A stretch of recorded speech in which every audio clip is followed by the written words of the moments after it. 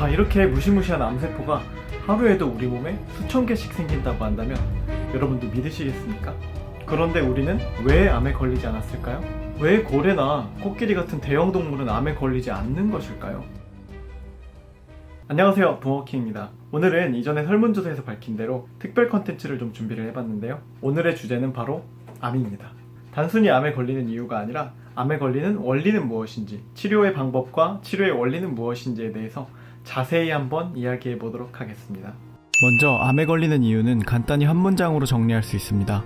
바로 세포 주기 조절의 이상입니다.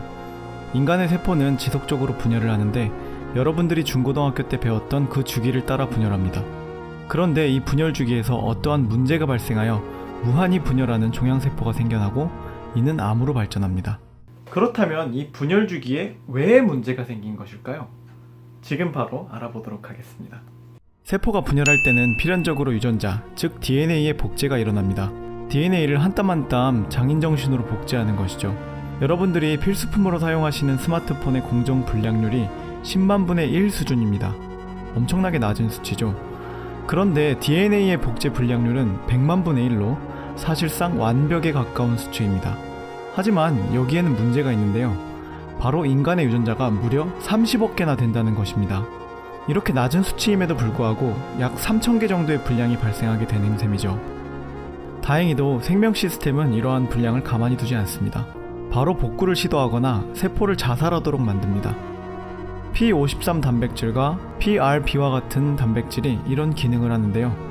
자, 그렇다면 이러한 기능을 하는 P53 단백질과 PRB 단백질을 생성하는 유전자 구조에 돌연변이가 생긴다면 어떻게 될까요? 잘못 복제된 유전자가 교정되지 않게 되는 결과가 생기겠죠. 만약 여러분이 이때 엄청난 과로를 해서 세포 자살 기능이 저하가 됐다면 바로 암세포가 생기는 것입니다. 그런데 여기서 의문이 생기실 겁니다. 유전자 복제에 의해서 암이 발생한다면 도대체 발암물질은 왜 암을 유발하는 걸까요? 발암물질이 암을 일으키는 데는 분명한 이유가 있습니다. 흔히 발암물질이라고 하는 물질들은 대부분이 화학적으로 상당히 불안정한 상태를 갖습니다. TV에서 활성산소가 몸에 안 좋다고 하는 건 역시 활성산소가 상당히 불안정한 구조를 갖기 때문입니다. 이 불안정한 구조란 예를 들어 원래 전자를 2개만 가져야 하는 물질이 3개를 갖거나 1개만 갖는 등 본래의 모습과 다른 구조를 가지고 있을 때를 이야기합니다. 그렇다면 당연히 이 물질은 전자를 얻거나 버리려고 시도하겠죠. 바로 우리 몸속에서 말입니다. 이 버려지거나 빼앗긴 전자는 우리 몸에서 원치 않는 반응을 발생시키거나 혹은 원하는 반응이 일어나지 않도록 방해합니다. 이 과정에서 우리의 유전자 역시 크고 작은 손상을 입게 되어 앞서 말한 방어 시스템을 넘게 되면 바로 암세포가 생겨나는 것입니다. 여러분들이 간혹 대화 중에 나 정말 암 걸릴 것 같다 라고들 하시는데 이 말이 생물학적으로는 크게 틀린 말은 아닙니다. 스트레스를 받으면 이에 저항하는 과정에서 우리 몸은 활성산소가 생성되게 되거든요. 자, 이렇게 무시무시한 암세포가 하루에도 우리 몸에 수천 개씩 생긴다고 한다면 여러분도 믿으시겠습니까? 그런데 우리는 왜 암에 걸리지 않았을까요? 우리 몸에는 암세포에 저항하기 위한 면역체계가 존재합니다. 바로 T세포라는 친구인데요. 이 친구는 암세포를 즉각적으로 공격하는 세포성 면역의 주축입니다. 이 T세포라는 친구가 앞서 말씀드린 방어 시스템을 모두 이겨내고 암세포가 된 세포를 찾아 사멸시킵니다. 정말 든든한 친구가 아닐 수 없는데요. 우리가 진정한 의미로 암이 발병했다고 하는 것은 이 T세포의 공격까지 모두 이겨내고 암세포가 생긴 것이라고 할 수 있습니다. 독종도 이런 독종이 없네요. 자, 지금까지 암이 어떻게 생기고 왜 생기는지에 대해서 알아봤어요. 그런데 암에 걸리면 왜 몸이 아플까요? 그냥 세포덩어리일 뿐인데 왜 몸이 아프게 되는 걸까요? 이제부터는 암이 어떻게 성장하는지, 암에 걸리면 왜 아프게 되는지에 대해서 알아보도록 하겠습니다. 먼저 암세포는 주변에 세포가 있건 없건 그냥 마구잡이로 성장하게 됩니다. 보통의 세포는 한 층이 생겨 다른 세포와 접촉하게 되면 더 이상 분열을 하지 않는데 암세포는 그런 것이 없습니다. 계속해서 분열합니다.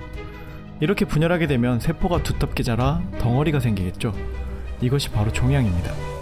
참 성격이 이상한 친구인 것 같은데요.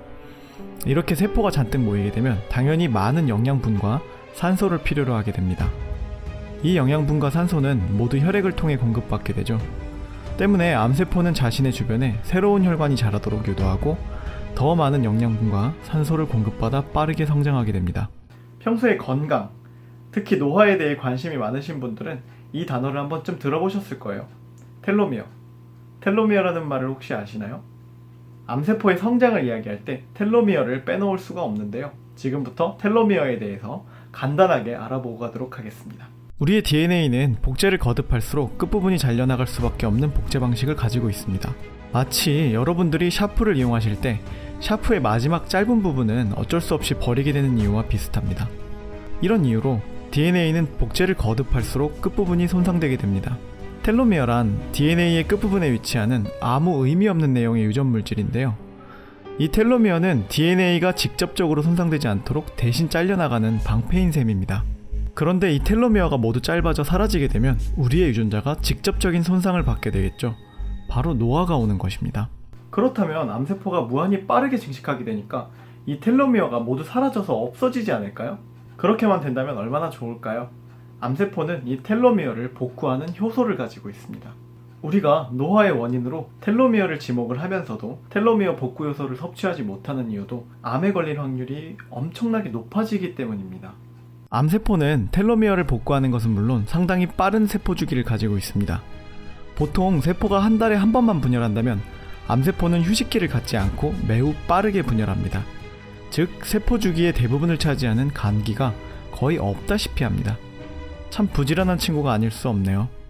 지금까지 암세포가 어떻게 성장하는지 알아봤어요. 그런데 우리 인류는 암세포가 무럭무럭 자라도록 내버려두지 않죠. 그럼 우리 인류가 어떻게 암에 저항하고 있는지 한번 알아보도록 하겠습니다. 암 치료의 방법은 먼저 흔히들 알고 계시는 항암 치료가 있고 외과적 수술, 방사선 치료, 중입자, 양성자 치료 등이 있습니다. 그런데 사실 암을 가장 효과적으로 치료할 수 있는 방법은 수술입니다. 암덩어리를 직접적으로 수술로 제거하는 것이죠. 그런데 시기를 놓쳐 수술이 어려울 정도로 암의 크기가 커버린 경우가 있습니다. 이때 우리가 차선책으로 선택하는 것이 항암 치료와 방사선 치료인데요. 먼저 방사선 치료는 방사선을 암세포에 쪼여 암세포가 사멸하도록 하는 것입니다. 우리가 방사능에 오염되면 흔히 죽는다고 하죠. 그 이유와 암세포가 방사선을 맞고 죽는 이유는 동일합니다. 그런데 이 치료법은 암세포 주변의 정상세포도 죽게 하는 부작용이 있습니다. 또한 암세포가 다른 기관에 가려져 있다면 사용할 수 없는 방법이기도 합니다. 다음으로 항암치료인데요. 항암제는 종류가 굉장히 많아요. 그래서 세대별로 분류해서 설명해 드리도록 하겠습니다. 먼저 1세대 항암제는 화학항암제입니다. 이 항암제는 세포 주기에 관여를 해서 분열 중인 세포가 사멸하도록 만듭니다. 당연히 암세포는 세포 주기가 빠르니 그만큼 분열 횟수가 많고 이 항암제에 의해 사멸할 가능성이 높겠죠. 항암제가 관여하는 세포 주기는 다양합니다. DNA의 합성 자체를 방해하는 경우도 있고 세포 분열 중기에 염색체를 분리해주는 밧줄, 즉 방추사 형성을 억제하는 경우도 있습니다. 문제는 암세포 외에도 빠르게 증식하는 세포는 모두 죽는다는 부작용이 있습니다. 대표적으로 머리가 빠지는 현상이죠. 다음으로 2세대 항암제는 표적 항암제입니다. 암세포만을 표적으로 공격하는 항암제인데요. 암세포만이 특징적으로 갖는 어떤 수용체나 신호, 세포 주기 조절인자 등을 인식하여 공격하는 항암제입니다. 혹은 신생혈관 유도를 방해하는 경우도 있습니다. 당연히 암세포만 골라서 죽이니 부작용이 현저히 감소하겠죠. 말만 들어서는 꼭 암을 정복할 수 있을 것만 같은데 실제로는 그렇지 않습니다. 우리의 유전자가 개인마다 다 다르기 때문에 암세포가 갖는 시그니처 역시 다 다를 수밖에 없습니다. 그래서 항암제가 항상 듣지만은 않는다는 것이죠. 또한 암세포는 분열 속도가 빠른 만큼 돌연변이도 아주 많이 일어납니다. 즉 항암제의 내성을 갖게 되는 것입니다. 이는 화학항암제 역시 마찬가지로 이를 예방하기 위해 항암제를 2개 이상 섞어서 투여하는 경우가 흔합니다. 이렇듯 암을 치료하는 데 있어 항암제는 만능이 될 수 없습니다. 사실 항암제는 치료를 한다기보다는 암의 크기를 줄여 수술이 가능한 상태로 만든다거나 혹은 암으로 인한 고통을 줄여주고 생명을 연장하는 데 그 의미가 있습니다. 또 암을 절제하는 수술을 한 다음에 몸에 혹시 남아있을지 모를 암세포를 제거하는 용으로도 사용을 합니다. 그런데 최근 속속들이 3세대 항암제가 개발되고 있는데요. 이 3세대 항암제는 무엇인지 알아볼까요? 3세대 항암제란 면역 항암제입니다. 영상 초반에 T세포가 암세포를 공격한다고 말씀을 드렸었는데요. 암세포가 일정 크기 이상 자라게 되면 T세포로부터 자신을 숨길 수 있는 단백질, 즉 연막탄을 뿌리게 됩니다. 바로 T세포가 암세포를 인식할 수 없도록 만드는 것이죠. 그런데 면역항암제는 이 단백질을 제거해 T세포가 암세포를 인식할 수 있도록 만들고 우리의 면역체계가 능동적으로 암세포를 제거할 수 있도록 돕습니다. 암세포를 직접적으로 공격하는 것이 아니라 우리의 면역체계를 활성화시키는 것이죠. 항암제 투여를 중지한 상황에서도 T세포는 암세포를 기억하여 공격하기도 합니다. 뒤끝 장렬입니다. 이 치료법은 말기암 환자를 완치하는 등 엄청난 성과를 거두기도 했습니다만 비용이 아주 비싸고 성공률이 30% 정도밖에 되지 않는 단점이 있습니다. 또한 면역체계가 과도하게 활성화되어 정상세포를 공격하는 등 자가 면역질환이 생기기도 합니다. 그렇지만 현재 아주 활발히 연구가 진행되고 있어서 기대해볼 가치는 충분합니다. 지금까지 항암제에 대해서 알아봤는데요. 마지막으로 꿈의 암치료법이라고 불리는 중입자와 양성자 치료법에 대해서 함께 알아보도록 하겠습니다.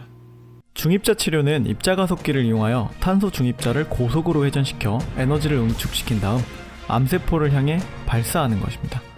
간단히 말하면 중입자를 맞은 암세포가 중입자가 가진 높은 에너지에 의해 사멸하게 되는 원리입니다. 바로 브레그 피크 현상인데요. 입자가 가속기에 의해 높은 에너지를 가지고 있어도 속도가 빠른 상태에서는 에너지를 외부로 방출하지 않다가 속도가 낮아지면 에너지를 외부로 방출하는 현상입니다. 입자가 암세포에 도달하면 속도가 낮아지며 엄청난 에너지를 암세포에 쏟아냅니다. 이로 인해 기존 방사선 치료는 방사선이 통과하는 지점의 세포를 모두 손상시키지만 이 치료법은 정상세포를 손상시키지 않습니다. 양성자 치료법 역시 원리는 비슷합니다만 살상력에서 조금 떨어지는 문제가 있습니다. 이 치료법은 특히 폐암과 같은 특정 암에 아주 탁월한 효과를 발휘하는데요. 무려 완치율이 90%에 달하는 치료법입니다. 그런데 안타깝게도 중입자 가속기는 국내에는 아직 없고 일본, 독일 등지에만 있습니다. 다행히 현재 중성자 가속기가 부산에 건설 중이라고 합니다. 양성자 가속기는 현재 국내에 도입되어 있어 치료에 활용되고 있습니다. 간혹 가다가 이런 분들이 계세요. 나는 암에 걸리면 항암 치료 안 할 거야. 혹은 나는 암에 걸리면 산에 들어갈 거야 라고 하시는 분들이 계세요. 자, 그래도 되는지 한번 알아보겠습니다. 먼저 이 영상을 보시는 분들 중에 이런 생각을 가진 분이 계시다면 반드시 생각을 고치시기 바랍니다. TV에서 항암 치료를 받으며 고통스러워하는 그런 내용의 드라마 등을 하도 방영을 해서 그런지 항암 치료에 대해 강한 거부감을 가진 분들이 많은 것 같습니다. 물론 항암 치료는 부작용 때문에 많이 힘듭니다. 그러나 항암 치료를 잘 받는다면 암의 크기가 줄어 수술이 가능하게 될 수도 있고 이는 완치가 가능함을 의미합니다.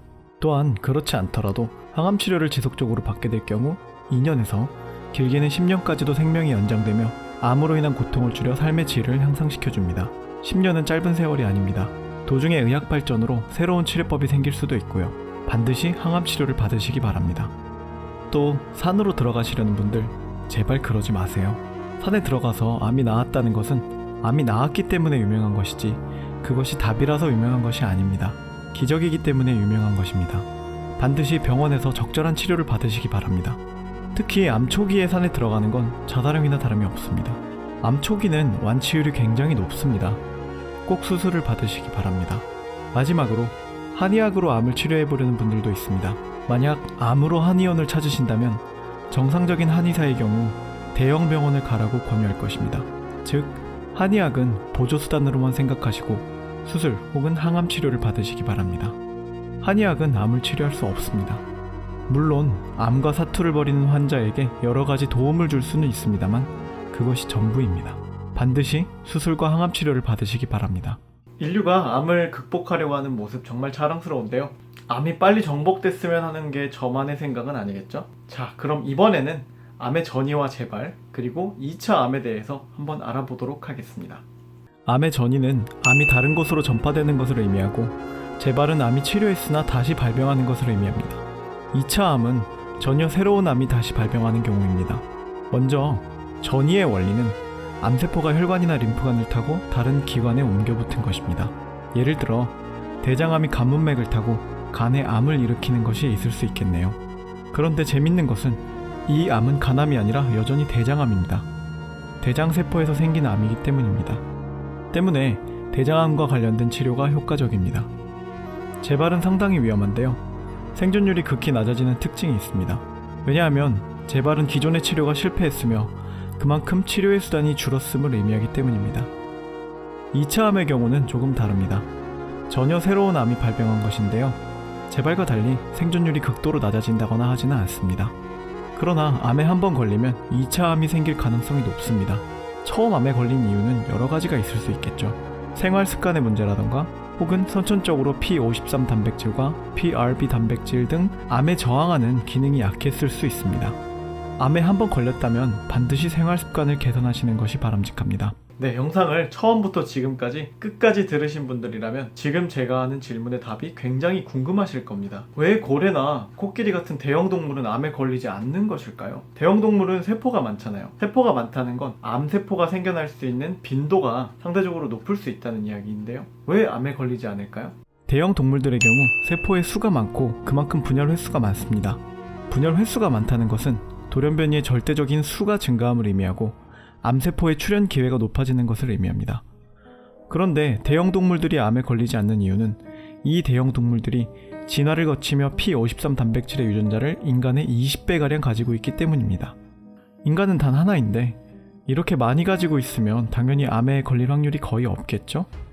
네, 오늘 암에 관련된 이야기 많이 해봤는데요. 여러분들의 호기심을 제가 잘 풀어드렸는지 궁금하네요. 처음 시도하는 컨텐츠라 실수도 많고 영상도 좀 엉성했을 거예요. 그래도 끝까지 봐주셔서 정말 감사드리고 매일 요리만 하면 재미없잖아요. 그래서 과학이나 장거리 연애 같은 다른 이야기들을 가끔 특집으로 할 예정이니까요.